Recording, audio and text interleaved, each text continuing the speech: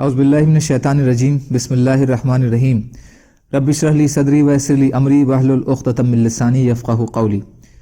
ریاض الصالحین دوسرا حصہ، احادیث نبی صلی اللہ علیہ وسلم۔ حضرت ابو ہریرہ رضی اللہ تعالیٰ عنہ سے روایت ہے کہ رسول اللہ صلی اللہ علیہ وسلم نے زکوٰۃ رمضان یعنی صدقہ فطر کی حفاظت میرے سپرد کی، تو ایک آنے والا میرے پاس آیا اور کھانے کے غلے میں سے لپ لپ بھرنے لگا، تو میں نے اسے پکڑ لیا اور کہا، میں یقیناً تجھے رسول اللہ صلی اللہ علیہ وسلم کی خدمت میں پیش کروں گا۔ اس نے کہا، میں ضرورت مند ہوں اور بال بچوں والا ہوں، مجھے سخت ضرورت ہے، تو میں نے اسے چھوڑ دیا۔ پھر میں نے صبح کی اور رسول اللہ صلی اللہ علیہ وسلم کی خدمت میں حاضر ہوا، تو رسول اللہ صلی اللہ علیہ وسلم نے فرمایا، اے ابو ہریرہ، پچھلی رات کو تیری قیدی نے کیا کیا؟ میں نے عرض کیا، اے رسول اللہ، اس نے اپنی ضرورت مندی اور گھر باری کی شکایت کی، تو مجھے اس پر رحم آ گیا اور میں نے اسے چھوڑ دیا۔ آپ صلی اللہ علیہ وسلم نے فرمایا، اس نے تجھ سے جھوٹ بولا اور وہ دوبارہ آئے گا، تو مجھے رسول اللہ صلی اللہ علیہ وسلم کے فرمان کی وجہ سے یہ یقین ہو گیا کہ وہ دوبارہ آئے گا۔ وہ آیا اور غلے میں سے لپ بھرنے لگا، تو میں نے کہا، میں تجھے ضرور رسول اللہ صلی اللہ علیہ وسلم کے پاس لے کر جاؤں گا۔ اس نے کہا، مجھے چھوڑ دے، میں ضرورت مند اور بال بچوں والا ہوں اور میں آئندہ نہیں آؤں گا۔ مجھے اس پر رحم آ گیا اور میں نے اسے چھوڑ دیا، تو میں نے صبح کی اور آپ کی خدمت میں حاضر ہوا، تو مجھ سے رسول اللہ صلی اللہ علیہ وسلم نے فرمایا، اے ابو ہریرہ، تیرے پچھلی رات کی قیدی نے کیا کیا؟ میں نے عرض کیا، یا رسول اللہ، اس نے حاجت اور ضرورت کی شکایت کی، تو مجھے اس پر رحم آ گیا اور میں نے اسے چھوڑ دیا۔ آپ صلی اللہ علیہ وسلم نے فرمایا، اس نے تجھ سے جھوٹ بولا اور وہ پھر آئے گا، تو میں تیسری بار اس کے انتظار میں رہا، چنانچہ وہ آیا اور غلے سے لپ بھرنے لگا۔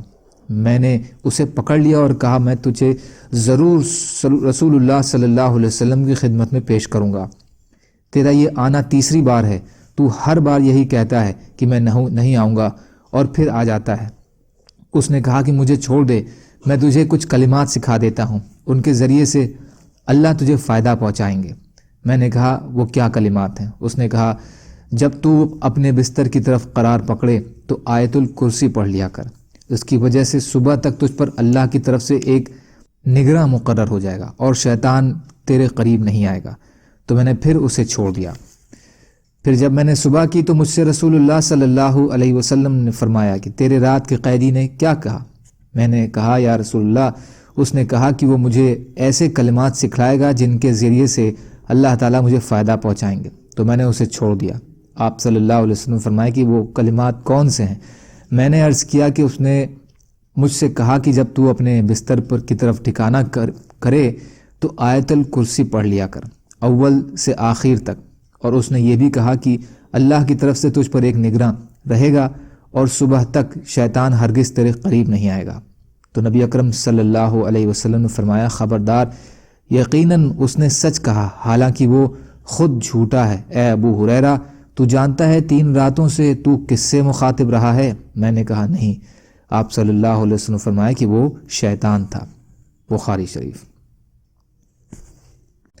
اللہ تعالیٰ کہنے سننے سے زیادہ عمل کی توفیق عطا فرمائے، اور مظلوم کشمیریوں، فلسطینیوں اور دیگر ممالک میں جہاں بھی مسلمان بھائی بہن پریشان حال ہیں، یا اللہ آپ ان کی مدد فرمائیے اور ہم کو بھی اپنی استعداد کے بقدر اپنا حق ادا کرنے والا بنائیے، آمین۔ سبحان اللہ و بحمدہ، سبحانک اللہم بحمدک، اشہد ان لا الہ الا انت، استغفرک و اتوب الیک۔ سبحان ربک رب العزت عما یصفون، وسلام علی المرسلین، والحمد للہ رب العالمین، برحمتک یا ارحم الراحمین۔ لا الہ الا اللہ، محمد رسول اللہ۔